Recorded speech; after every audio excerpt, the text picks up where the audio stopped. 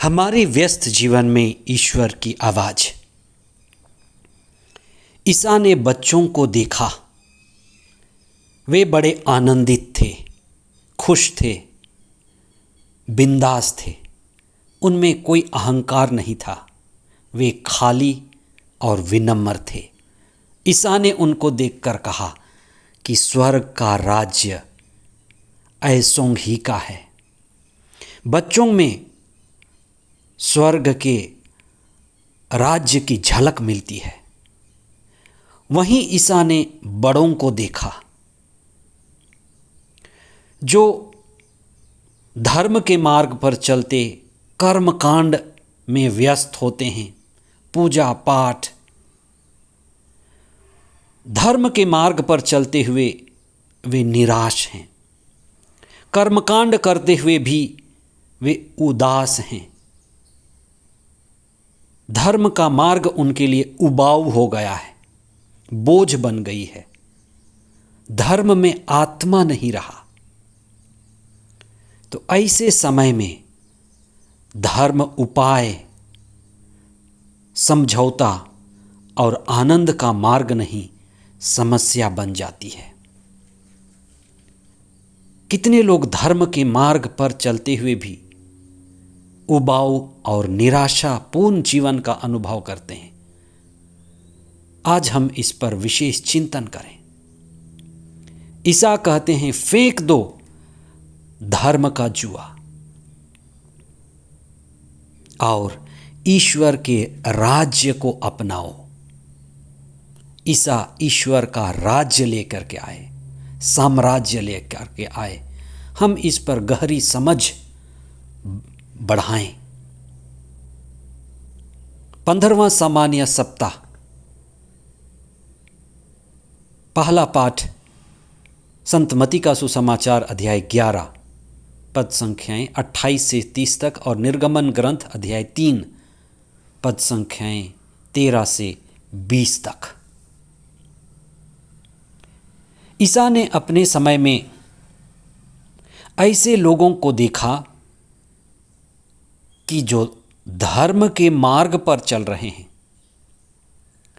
लेकिन धर्म की शिक्षा उनके जीवन में बोझ बन गई है।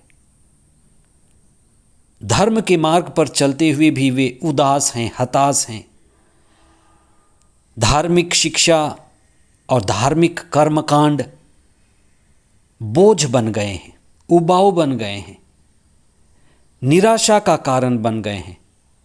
धर्म में आत्मा नहीं रहा, जिसे हम कह सकते हैं मरा हुआ धर्म। इसलिए ईसा ने अपने बीच उपस्थित लोगों से कहा कि तुम मुझसे सीखो, मेरा जुआ अपने ऊपर ले लो। मेरी शिक्षा ईश्वर की शिक्षा है। मेरा बोझ, मेरा जुआ हल्का है। आज के पहले पाठ में मूसा ने ईश्वर से कहा कि आपका नाम क्या है? और ईश्वर ने उससे कहा, मेरा नाम सत्य है। मैं जो था, मैं जो हूँ और मैं सदा रहूँगा, हमेशा हमेशा के लिए रहूँगा। जो सत्य के साथ जुड़ता है वही जीवन और आत्मा के साथ जुड़ता है और अपने बंधनों से मुक्ति और आज़ादी पाता है। जिस तरह से मूसा ने सिनाई पहाड़ पर इस्राएलियों को ले जाकर सत्य का ग्रंथ पाया और लोगों को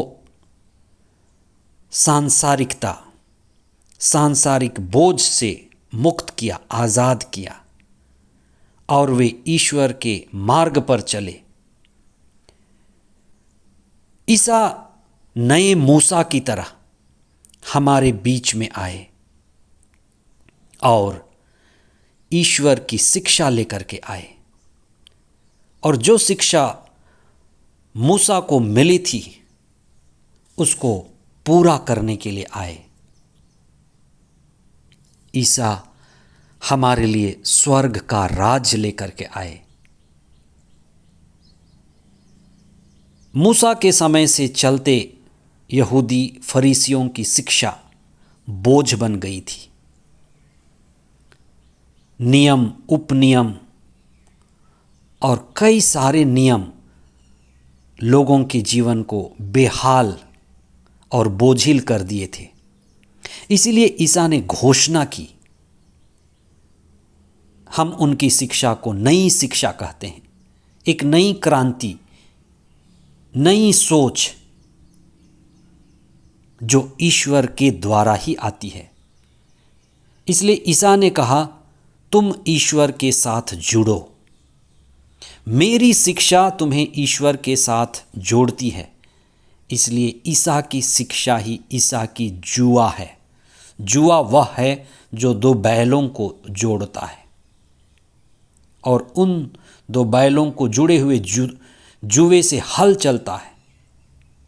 ईसा कहते हैं कि मैं विनम्र हूँ। विनम्र भाव हमें ईश्वर से, पड़ोसी से, एक दूसरे से जोड़ता है। सभी को प्रेम कर पाने की क्षमता, शत्रु को भी क्षमा दे पाने की क्षमता हम ईसा की शिक्षा से पाते हैं। एक नई सोच, एक नई क्रांति, एक नया मार्ग जो हमें मुक्ति और नवीनीकरण की ओर ले जाता है। इसलिए ईसा ईश्वर की शिक्षा लेकर के आए, जिससे हमारे जीवन में नवीन क्रांति आए कि हम पुराने संस्कृति, पुरानी सभ्यता जो मर चुकी है, आत्मा रहित है, हम उनका त्याग करें। ईश्वर की शिक्षा, उनका आदेश हमें उनसे जोड़ती है और कई व्यर्थ के बंधनों से मुक्त करती है, आज़ाद करती है। आज आप देखें कि आप क्यों चिंतित हैं।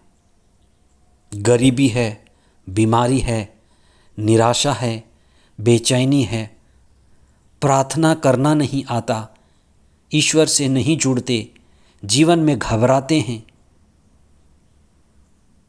ईसा की शिक्षा से जुड़ें। ईसा की शिक्षा ईश्वर से जोड़ती है। ईसा की शिक्षा के द्वारा हम ईश्वर की संगति में होते हैं और जब हम ईश्वर की संगति में होते हैं, ईश्वर को समर्पित होते हैं और जब हम ईश्वर को समर्पित होते हैं, स्वर्ग राज के नागरिक होते हैं और जब हम ईश्वर से जुड़ते हैं, तब हमारा जीवन स्तर बदलता है। ईश्वर की नीति, ईश्वर की रीति, ईश्वर की संस्कृति हमारे जीवन में प्रवाहित होने लगती है और ईश्वर जो सत्य है, प्रेम है, शांति है, उसका प्रभाव हमारे जीवन में पड़ता है। इसलिए संसार हमारे अंदर दुष्प्रभाव डालता है। ईश्वर, उनकी शिक्षा हमारे अंदर पवित्र आत्मा का प्रभाव, दिव्य प्रभाव डालता है, सत्य का प्रभाव डालता है।